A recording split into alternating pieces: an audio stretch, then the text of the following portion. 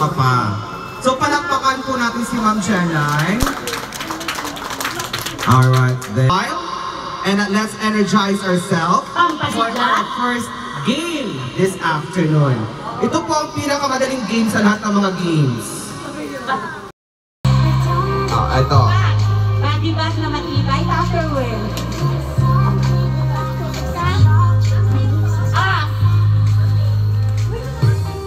Eto na! 48! O, pakicheck ng number! Oh, gumalaw ka! Stay to dance ko na!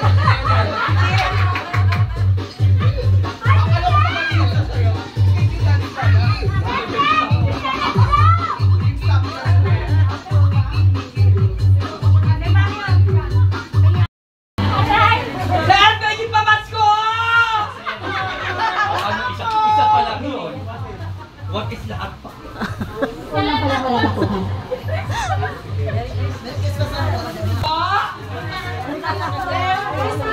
Okay, again, great minded everyone.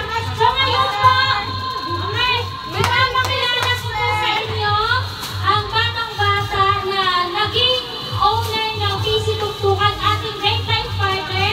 At alam niyo ba, siya po ay kasama sa Prestige Club na kung saan milyon po ang benta. Dalawa po! So, pinapakilala ko po ang ating great life partner, Sir Alfonso Visitacion. Sir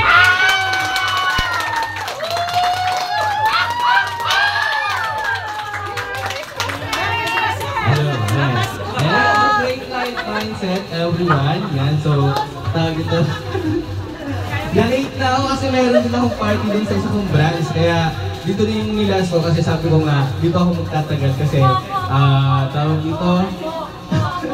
Ito kasi si Jelay lang doon kasi maraming staff doon. Dito kasi si Jelay lang yung hindi ako dito. Ayan, so tawag dito. Kumain na ba kayo? Yes, sir! Dami pagkain. Basta si Pelma kasi marami pagkain na si Pelma. Ito, sir, hindi pa. Hindi pa? Jollibee daw sa kanya, sir. Galing sa inyo. Ayan, actually first time ko lang dito, I start ko lang last October as operator ni Bangkay. And hopefully sana, isupport nyo kami ng mas marami at siksik pagdating ng December next year. Diba? Kala ko, sir, ngayon na. Meron, may parapon ako dyan. May isa akong stand fan dyan. Okay, alam sir, ito kasi yun lang muna na. Okay?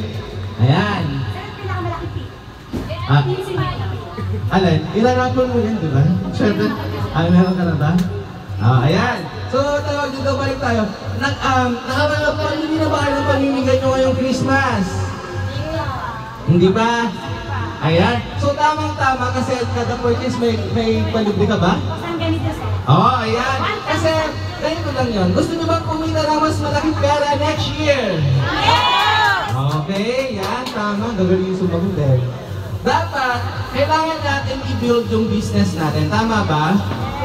Kaya dapat, magbibigay mo ngayong Pasko, dapat ay... Ang dami nag-gadget ako. Ano?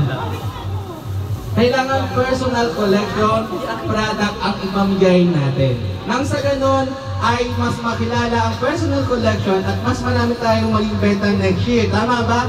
Sa isang customer mo, lahat ba ng product ng personal collection ino-order? Di ba hindi? Hindi. Kasi, tingnan nyo nga, sa isang customer ninyo, umu-order ba yung umu-order sa inyo ng Nature's Way, umu-order ba ng BLD? Hindi, di ba? Okay. Ito ang tanong. May customer ba kayo na ang ginagamit pa na shampoo sa buhok ay Sunsilk at Cream Cell?